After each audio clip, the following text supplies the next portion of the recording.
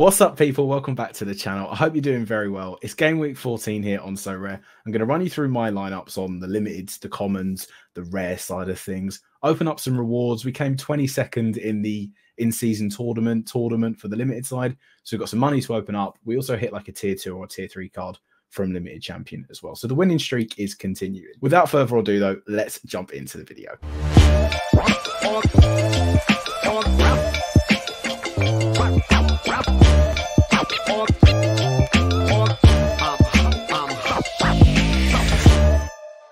Before we jump into my lineups and rewards, though, I've got a call to action that I'm hoping you can help with. Around 80% of you are still not subscribed to the channel, so if you could drop a subscribe, that would mean the world to me. Also, leave a like on the video. It helps us out more than you can imagine. Also, don't forget, I have a giveaway for some NBA tickets from the video that I done with Sorare Community Manager John. I'll leave that up in one of the card boxes up in the top left or right of this video. And also, I dropped a video on some of the limited cards that I think you should be buying. There'll be a link to that in the description down below as well. Anyway, enough of that jibber jabber. Let's open some rewards and build some lineups. Right then, one of the best screens that you can see on the game, little earned reward section. We'll jump into it here. Let's move myself over here so we can have a better look. Intermediate, as I said, 22nd. I was 7th before the final came around. And then Anthony Davis had an absolute Shaquille O'Neal-esque performance with like 40 points, 20 boards, or whatever it was, and a few blocks. So he bumped me down from 7th to 22nd. So it was originally like $120 of worth of ETH. Now it's 40, so it was a $50 worth of ETH. Like, hey, I'll still take it. It pays for it pays for the Tatum card that I bought for that tournament. Essentially, I paid, I think, 50 quid for him, 55. So it pays for that.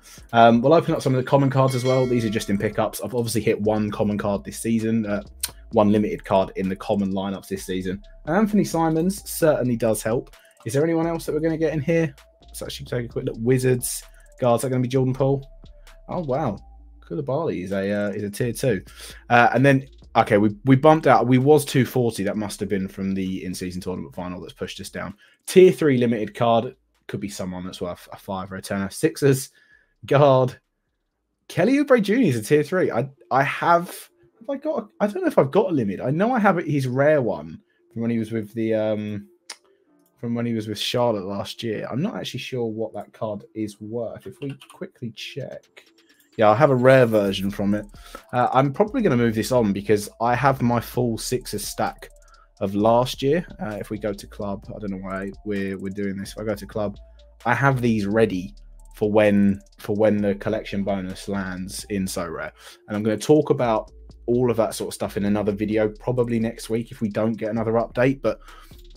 And just some of the sentiment that's currently going around with Sorare. In any case, on to the common lineups.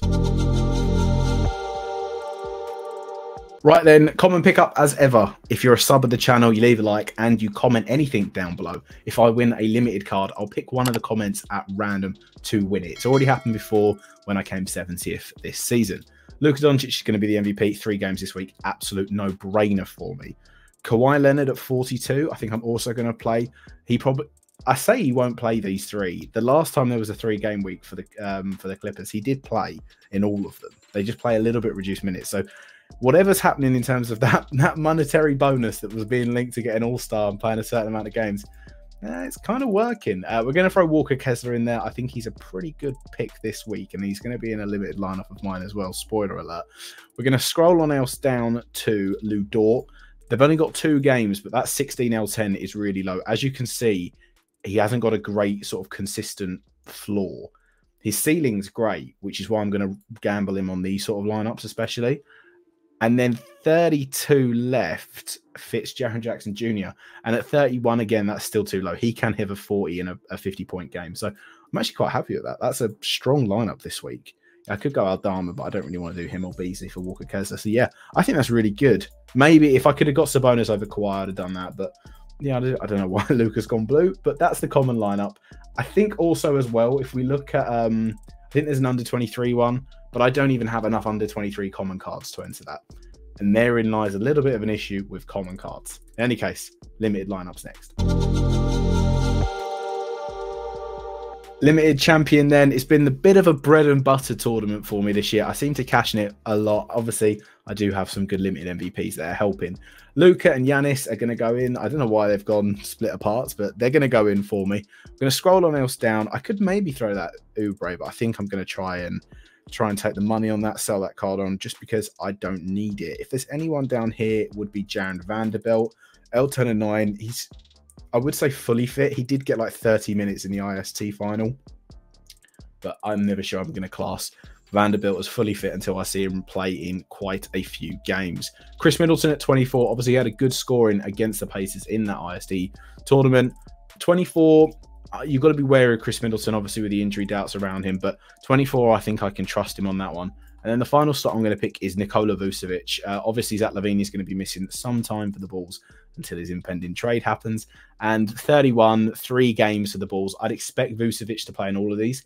Now, they're not good games. The Bucks, the Nuggets, and the Heat have all got a big man, in theory, that could probably deal very well with Vucevic. I'm not sure if Bam Adebayo is going to be fit, but I'm going to take the gamble on him just because he's got a little bit of a higher ceiling. I think Jordan Clarkson would be a great pick as well, but he's coming in and out of injuries and a lot of games in a short amount of time. Not great for me. So Vucevic is going to be the guy there.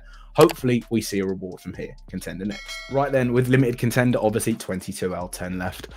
I'm not a 22L10 left. 22L10 on average is what I should say.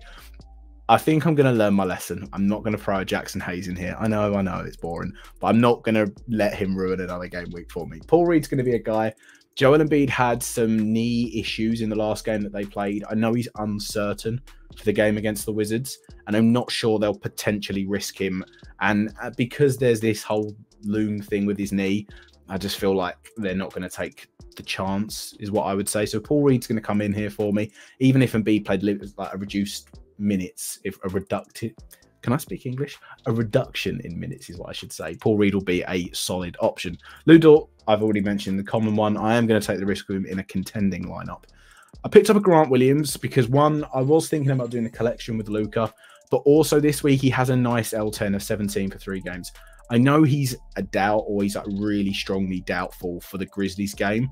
I'm hoping he comes back for that Timberwolves one. That's where I would see him fitting into this lineup.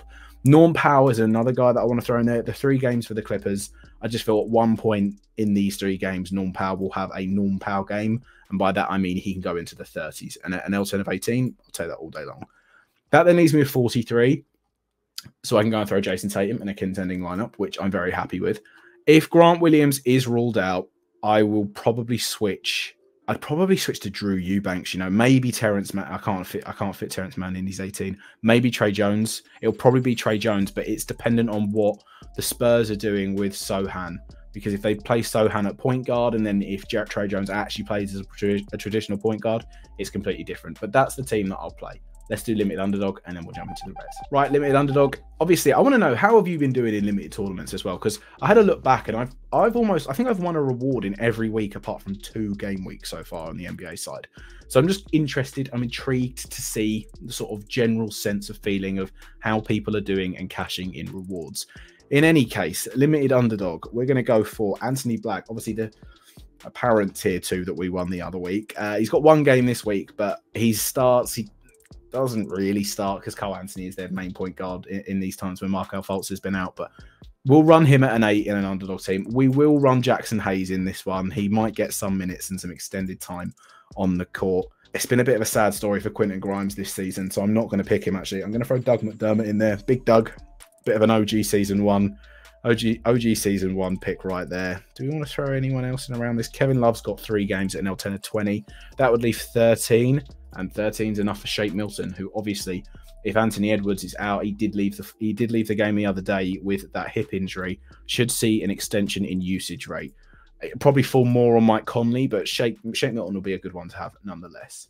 I think actually we've got under 23 limiters this week. Let's talk about that. Yeah, right. So for under 23, the restriction is you need 2 cards from this year's sort of pool of players. So you need two 2023 cards. So Walker Kessler will be the first one. There's that RJ Barrett that I'm giving away in that NBA giveaway. If you haven't done that, do so already. The link is in the description down below. And that's also with a pair of NBA tickets. The season 2 RJ Barrett, surprisingly, isn't the best thing. I could run Day'Ron Sharpe. Don't want to do that. I'm not going to run QG. It'll probably be Cason Wallace that I pick here. L10 obviously that rookie season with the Thunder. That's then leaving 35 left. So we've got Maxi, we've got Sengun, and then I can go RJ Barrett, Killian Hayes, or Jabari Smith Jr., and it's going to be Jabari Smith Jr. Two of the Rockets guys that we're going to be rolling out here. 2 games against the Spurs and the Grizzlies as well, so it's not too bad. And we've actually got a decent MVP in Maxi. I'm not sure I would play Halliburton because these are the rewards. I'm moving all over the place on the screen. Now I'm in the top right or the top left. In any case, this is just so we can talk about the rewards. So I saw a little bit of, let's say, community, not anger, but frustration. Because these rewards here, the 4 and the 50, weren't announced until very recently. But my personal take on this is that they're not actually that bad. They're not great. I'm not going to sit there and be like, they're the best things in the world, especially on the limited side. I think for top 50, people were asking last year a lot for different competitions and different rewards that were outside of Sorare. We got money this year. We've got new sort of prizes. Like the long form competitions of the IST was a big success. Now we're getting these sort of seasonal West tournaments that are coming in. So we'll have limited under 23s. We'll have the veterans. We'll probably get East and Western Conference. We might get all defense, all offense like we had last year, right? But if you win this, a Paolo Banchero signed basketball is something that is very exclusive to Sorare. I know you could probably go out and buy one of these, but to win that with Sorare through playing under 23 cards that, remember, you don't only have them just for this tournament, you have them forever and you can play them in other ones. Prizes to the top 50 of a $20 gift card. It's not bad. It's okay. Would I go out and say, yes, you need to spend money on a brand new team for this tournament for this week only? No, but I wouldn't say that for any tournament. So I think that's something we got to bear in mind here. Could they be better? Yes, everyone wants better. But I think as an inkling in terms of giving us something after the IST goes away, I'm not mad at this. I'll talk about the rare side in a moment. Let's do my rare lineups now. Right then, Rare Champion. Obviously, we all know the struggles with Rare Champion this year. I've hit once in Rare Champion, and it was a tier 5. It's very, very difficult to cash. You need all of your guys to go off big time in Rare Champion because of only 65 rewards. Dame Lillard and Devin Booker are going to go in there. Adebayo, I think, is already ruled out for the Hornets game. I don't think he's going to. He might make that Bulls game, which I said earlier with Vucevic, but I wouldn't hang your hat on it. I'm also going to throw in Jaylen Brown, I believe. I know he's only got 2 games, but they're both against the Cavs, and I quite like that as a matchup for him. And I think one of those games he will have a Jaylen Brown game. One will be a Tatum, one will be a Brown. That's how I think it's going to go. And he's at 16% now. I don't know what level I've got him at. I can't see on this screen, but obviously it was the 9 mint from last year, so he's leveling up quite nicely. We're also going to throw Jordan Poole in. I would rather pick Ayton, but Jordan Poole is going to be the guy I go. It's primarily for that Pelicans game. I think the Pelicans game for Paul could be one where he has a little bit of fun. I don't think he'll have too much defense to play on that side of things. I really don't hate Russell Westbrook as a pick. If you're looking for someone that's a little bit cheaper for maybe a contending lineup, 3 games this week, I do feel one of these games, there has to come a point where some of these guys in this Clippers team sit. And this could be one where Russ really gets a lot of the ball. And if it's the one against the Blazers or the one against the Warriors, he could be in for a pretty big score. But I'm not going to do it in Champion. I've only got 9 left, and that's because we're going to run Yuta. We're going to run Yuta. Kevin Durant is out, I do believe, for the games there.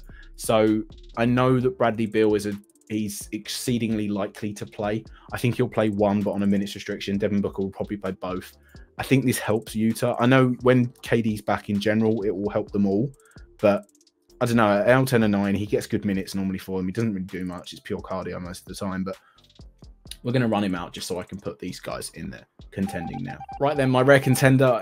And like I've said on other videos before, I don't always just go off projections. I look at projections, but I also go off of sort of my gut and how I think players are going to play. I look at matchups a little bit more. I think of how teams normally do against another team, how they normally do against certain positions, and so on and so forth.